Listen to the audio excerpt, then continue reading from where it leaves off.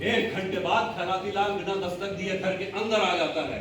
तुम्हारा दुपट्टा यहाँ जमीन पर गिरा पड़ा और शाम को 5 बजे तुम नहा रही हो। उसने मुझे अंदर बंद कर दिया था और खुद बाहर कविता पढ़ने लगा था। कविता की आड़ में कहानी में मत उलझा मुझे। कौन आता है इस तरह किसी के घर?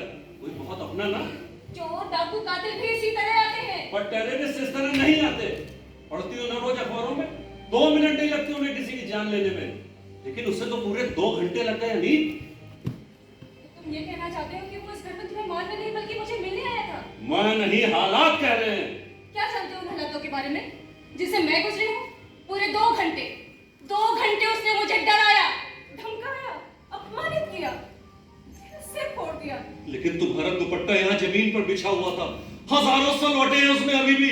क्यों? मैंने तुम्हारी जान की खातिर अपनी जान की परवाह नहीं करी। उसके पिस्तौल पर अपना जिस्म बिछा दिया। अब तुम मुझ पर इल्जाम लगा रहे हो कि वो मुझे मिलने आया था। कहानी है ऐसी सैकड़ों कहानियां सुनता हूं मैं सुबह से शाम तक अपने दफ्तर में। नहीं विश्वास मुझे इस कहानी पर। बस करो देव, बस करो। मैं तो ये सब सोच भी नहीं सकती।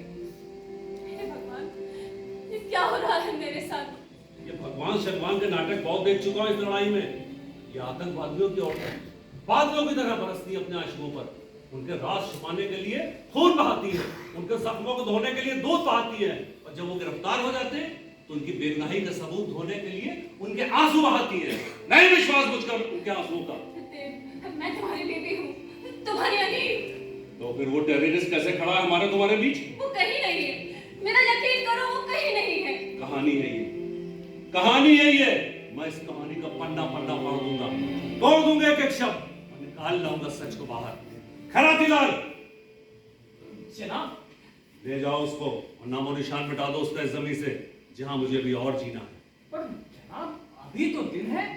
तो उसे गोली मार दे, रात अपने आप हो जाएगी।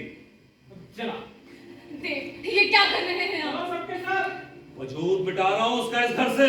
वो कहीं नहीं है, वो इस घर में कहीं नहीं है, सिर्फ तुम्हारे शक में है वो मिट जाएगा तो शक भी मिट जाएगा। शक मिटाने के लिए नहीं, अपने गुनाह छिपाने के लिए मार रहे हो तुम उसे। अपनी कायरता छिपाने के लिए कत्ल कर रहे हो तुम उसका।